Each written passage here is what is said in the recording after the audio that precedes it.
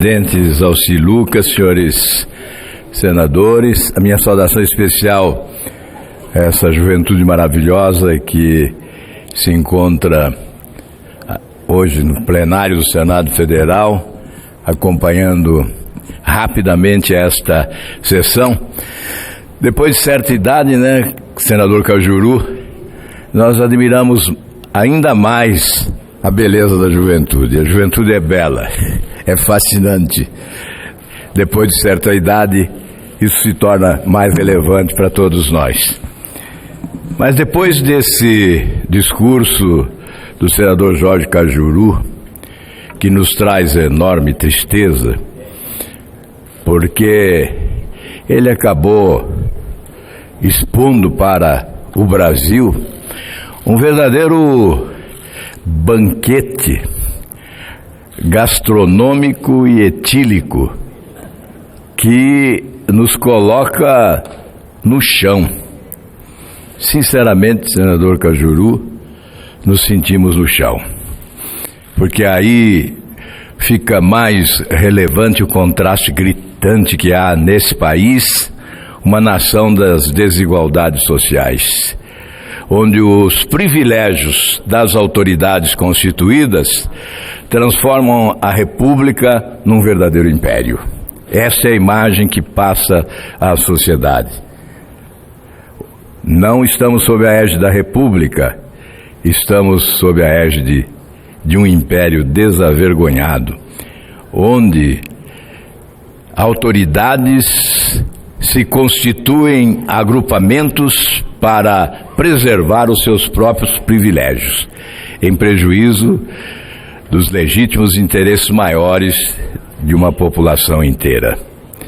Lastimo que fatos como este ocorram no nosso país, não apenas nesse ou naquele lugar, mas praticamente em todas as esferas da atividade pública brasileira, em todos os estamentos da estrutura da organização política do nosso país. Infelizmente, é uma realidade. E nesse momento, senhor presidente, virando a página, eu gostaria de fazer um registro. Nesta quinta-feira, dia 2 de maio, no marco do Dia do Holocausto e do Heroísmo. Eu quero felicitar essa iniciativa e cumprimentar o responsável ou os responsáveis por esta iniciativa da iluminação das duas torres do edifício do Congresso Nacional com a frase "Holocausto nunca mais". Um gesto oportuno, porque trata-se de recordar tragédias históricas que devem ser recordadas, sim, e não perdoadas, na tentativa de evitarmos a sua repetição no presente e no futuro da humanidade. O nosso respeito profundo ao povo de Israel, e referenciamos esse tributo à memória dos 6 milhões de judeus exterminados pelos nazistas ao longo da Segunda Guerra Mundial. Senhor presidente, mais 2 temas que desejo apresentar hoje aqui da tribuna do Senado Federal. Há uma tentativa de se retirar do âmbito do Ministério da Justiça o COAF. Como militante em várias CPIs nesta casa, eu aprendi a valorizar a atuação do COAF. Sem dúvida nenhuma, da maior importância. Todas as nossas ações de investigação nas comissões parlamentares de inquérito começavam pelo COAF. Primeiramente, nós buscávamos as informações do COAF para conhecermos as operações financeiras não regulares, atípicas, e decidir quando deveríamos e quando não deveríamos propor a quebra do sigilo bancário, que é essencial no processo investigatório. Então, sempre valorizei. A resposta aos pedidos de informações vinham sempre com a tarja de sigiloso. E nós assumíamos aqui o compromisso, subscrevíamos o compromisso de não revelarmos aquelas informações sigilosas. O COAF é, portanto, um instrumento fundamental para a investigação. E é evidente que hoje se encontra na esfera da administração pública adequada, que é o Ministério da Justiça. O ministro Sérgio Moro tem defendido a permanência do COAF na alçada do seu ministério, enquanto outros políticos, parlamentares, autoridades pretendem a transferência para o Ministério da Economia, embora não se saiba se o ministro Paulo Guedes realmente deseje essa transferência. O que é preciso destacar é que há um compromisso do Ministério da Justiça de manter o sigilo das informações. Mas se alguém duvida que o Ministério da Justiça é incapaz de manter sigilo das informações, o que assegura ser o Ministério da Economia capaz de mantê-lo? Por quê? Distinguir um ministério do outro em matéria de respeitar o compromisso do sigilo é evidente que é um pretexto que não apresenta consistência alguma como argumento capaz de justificar essa transferência. É evidente, o próprio ministro Moro, em entrevista, considera importante não ferir as garantias individuais como o sigilo bancário. Não há por que ferir essas garantias individuais, já que não expor o cidadão até, evidentemente, a constatação de qualquer ilicitude praticada, não se deve expor ninguém, é um dever da autoridade. E, de outro lado,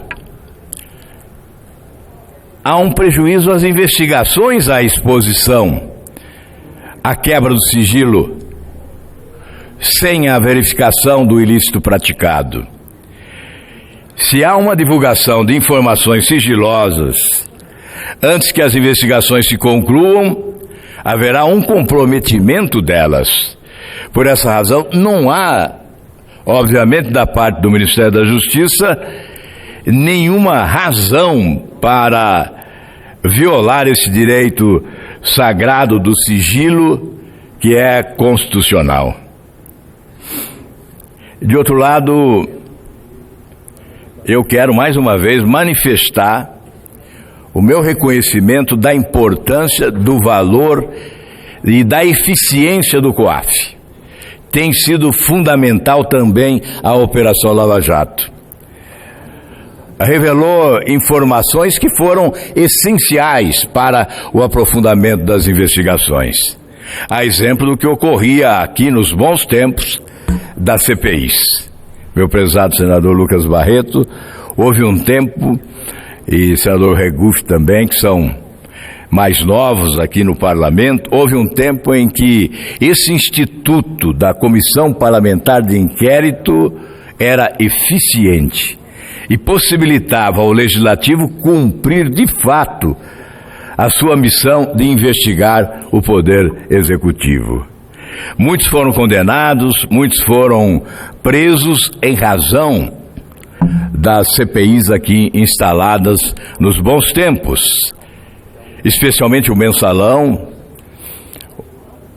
esse julgamento do Mensalão pelo Supremo Tribunal Federal foi exitoso, mas é preciso reconhecer a importância das CPIs que aqui precederam a esse julgamento do Supremo Tribunal Federal, especialmente a CPI dos Correios e a própria CPI do Mensalão. E hoje, quando se fala em CPI lava-toga, nós nos lembramos que aqui no Senado Federal, uma CPI produziu o desvendar de um mistério de corrupção que se deu na construção do prédio do Tribunal da Justiça do Trabalho em São Paulo, levando à prisão o juiz Nicolau e à cassação o senador Luiz Estevam, que depois teve também a sua prisão decretada como consequência daquela CPI. Talvez por isso temam a CPI que se pretende aqui instalar.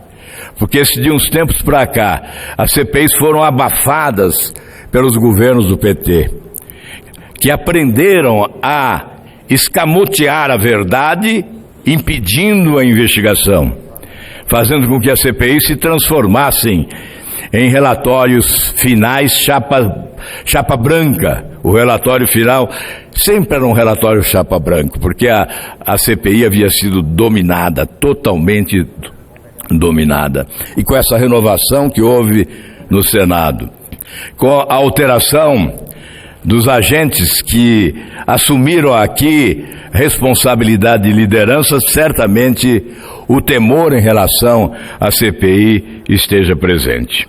Mas há um outro fato do momento que devo considerar, que é uma proposta de separação, de retirada também do Ministério da Justiça das atribuições de segurança pública. Ocorre, no entanto, que seria inconveniente, porque as atribuições da segurança pública estão já contidas no contexto da responsabilidade do Ministério da Justiça.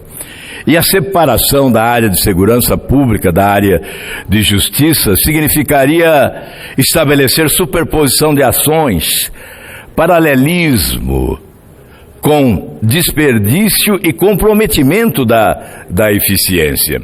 Por essa razão, respeitamos a tese daqueles que possam propor esta alteração, mas nós consideramos prudente que se mantenha desta forma, não só em razão desse desejo do Brasil de enxugamento da máquina pública com a redução do número de ministérios, e essa separação significaria a instituição de mais um ministério, não só por isso, mas na busca da eficiência que é essencial para todos os brasileiros, sobretudo nesta área difícil, complexa, que é a área da segurança pública.